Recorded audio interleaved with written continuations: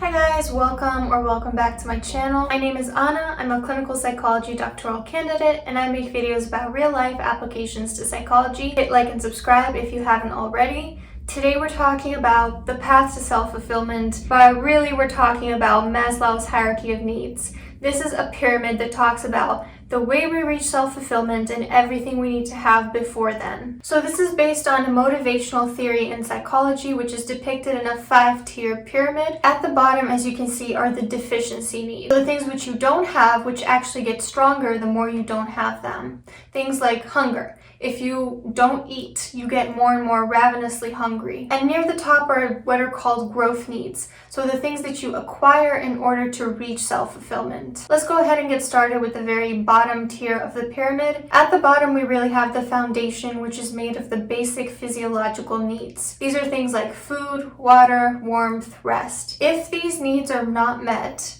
your body cannot function optimally, let alone your mind. If you don't have food to put on the table or a roof over your head, you're probably not spending a lot of time thinking, should I switch careers? Would I be more fulfilled as a writer? Your brain is in survival or instinct mode. It's really kind of doing the bare minimum in terms of reaching your goals. This tier actually ties in perfectly with this month's fundraiser, which is Midwest Food Bank. Poverty is out of control these days with huge lines at the food banks because so many Americans don't have the basic human needs of shelter and food. To make matters worse, it's also the coldest time of the year. I don't know where you guys are, but here in Chicago, it started to be in the teens in terms of Fahrenheit temperature, and so therefore it's also the deadliest time of the year for homeless people. This charity stocks the shelves of over 1,700 food pantries, helping people at least reach that foundational need of food. They also have disaster relief efforts. They also have something called the Tender Mercies program, which provides healthy nutritional food. And they also have the Hope Packs program, which gives packs of shelf-stable food to kids who might not otherwise have food. Since over 40 million Americans live in poverty, please consider donating even a little bit so that we can all do our part to help those who cannot even have this most basic foundation of needs during the harshest time of the year, and honestly a really harsh time period as it is. Obviously we can't get someone to self-fulfillment, but we can, by donating just a little bit, at least build some of those chunks to eventually build up higher to the pyramid. It really breaks my heart to see homeless people because it is really truly horrific to see someone who doesn't have something as basic as food or water or shelter. What quality of life do you have if you don't have those most basic needs? So again, thank you so much if you decide to donate. I would be very grateful to you. I'm going to donate a bit as well. And let's talk about the next tier on this pyramid, which is safety and security needs. So things like emotional security, freedom from, let's say, emotional abuse, physical safety, like not being at risk of being hurt by someone in your life, predictability, things like not feeling like you're walking on eggshells all the time, financial security, employment, disabilities checks, whatever it may be, law and order, things like being able to trust the police in your neighborhood, not being afraid that you'll be violently targeted because of your color or your gender, freedom from fear, like being able to walk around without being afraid of being assaulted.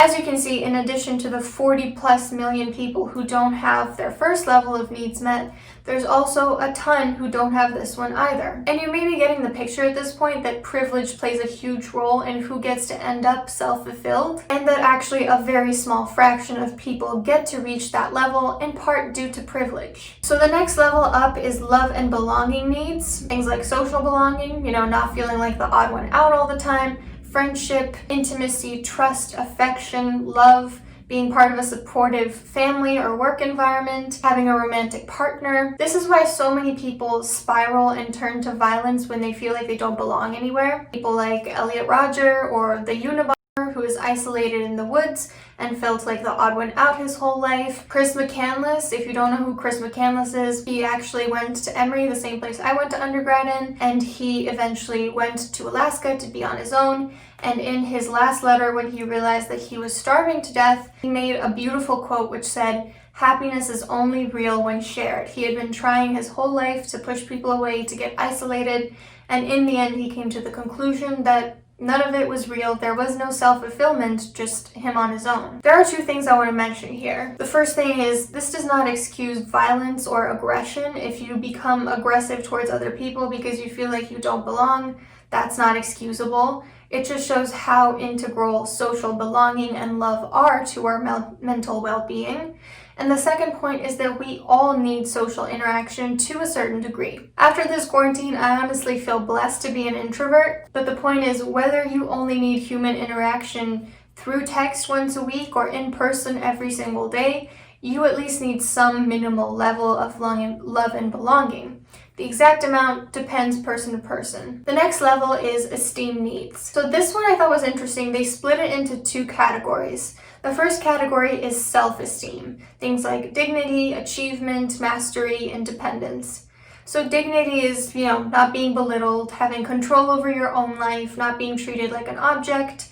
Achievement is doing things that make you feel accomplished, like being able to cross things off your to-do list, getting into that school you want, getting the body you want. And mastery is doing things that make you feel good at them and that make you feel competent. Things like writing because it makes you feel like a good writer. Working out because you can feel yourself getting stronger. Mastery and achievement are actually two of the things that cognitive behavioral therapists try to do when activating someone behaviorally. Like if someone's really depressed and they're just in bed and they can't do anything, they don't have energy, they don't have things that give them joy in their life. Those are the two things that we try to implement right away. Let's get you doing something that makes you feel like you're competent, and let's get you doing something that makes you feel like you've achieved something. And that obviously depends person to person. And also independence is part of self-esteem. So, the ability to make decisions about your own life and to function independently without coercion or manipulation. But the second part of self-esteem is the desire for reputation and respect from others.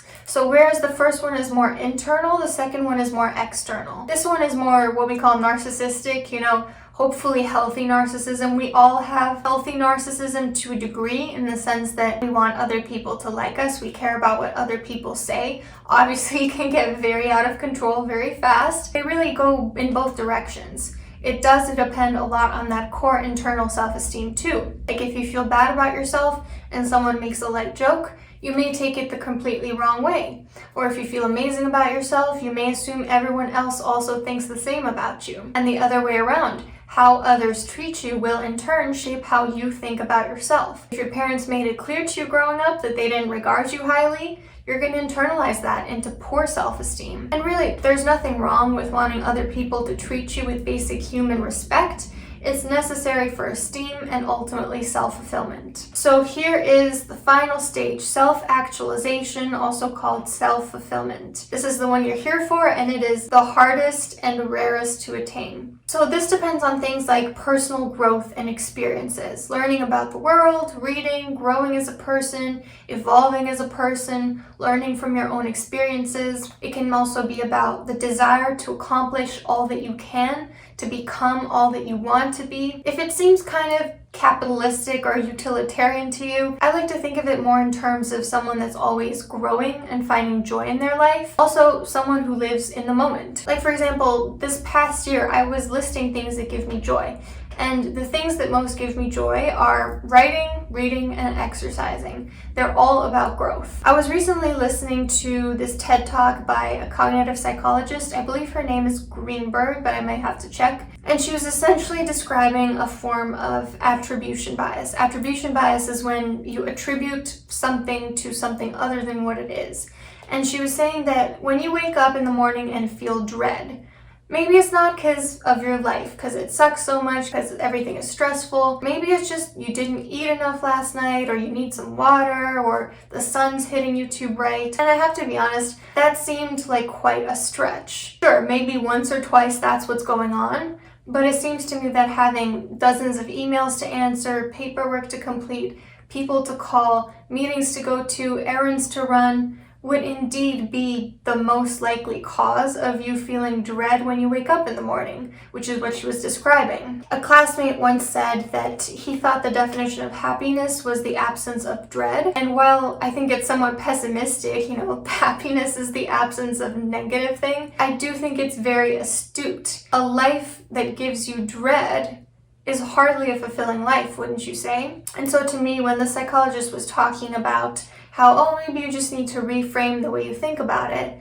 I think reframing can certainly be helpful, and as a primarily cognitive behavioral therapist myself, I think that's extremely important. However, we can't deny that if we've created a life for ourselves that gives us dread, it's kind of just putting a band-aid on it to simply change the way we think about it instead of actually going ahead and changing the way our life looks. What I like about Maslow's hierarchy of needs also is that it kind of explains the error in the notion that you can't be unhappy with your life just because you have it so good, or your mother and I had to work so hard just to put food on the table when we were your age. This quote by Maslow really encapsulates what I mean. It is quite true that man lives by bread alone when there is no bread. But what happens to man's desires when there is plenty of bread and when his belly is chronically filled? I remember thinking about this too when I was younger. I remember thinking, if I were a starving child in a severely underprivileged country or community, I'd probably feel unfulfilled because I don't have my most basic needs met. But as a teenager, when I was struggling to fit in with my peers, I was unhappy, and yet I had all of the most basic needs that I needed.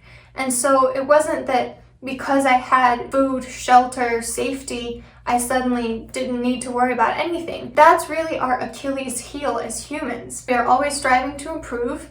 We're always thinking about how the grass is greener on the other side. We will always find something to complain about, something to be unhappy about. That's what makes us progress as people and as society. And that's also why things like depression and anxiety are so on the rise. Because no matter how much we improve our quality of life, we're still always going to have that ache in our heart, that ache for what comes next, what don't I have? I think that if we didn't have that, we wouldn't be able to put things into perspective. How can you enjoy peace if you've never experienced war?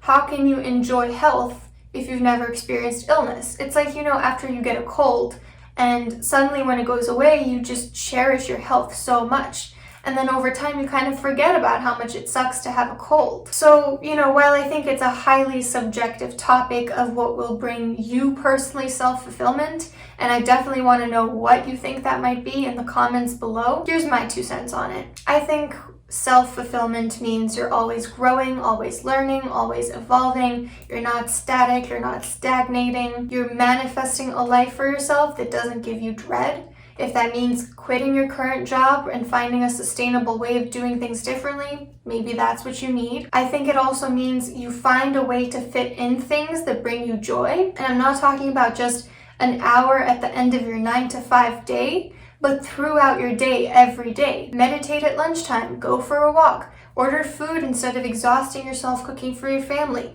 Find little things to relish about the person you're talking to at every moment. Because I think really it's no life if you're just living 9 to 5 or even a worse schedule. And then you come home, you have dinner, you maybe watch a movie, and then you start the cycle back over again. That doesn't sound to me like a life that gives you joy. It doesn't sound to me like self-fulfillment. And the last thing I think that comes with self-fulfillment is mindfulness. You're living in the present rather than the past, which I really associate with depression, like people ruminating over the past guilt, past mistakes, how much they sucked, or the future, which I associate with anxiety. As someone who lives very much in the future, and I'm trying to change that, I can definitely see the correlation between anxiety and the future. I was recently thinking, how can I live more in the moment? And one of the tips that I came up with was, if your life were a movie, what would make this specific scene award-winning? If you were in a movie right now, it could be the most boring movie in the world. What would be interesting about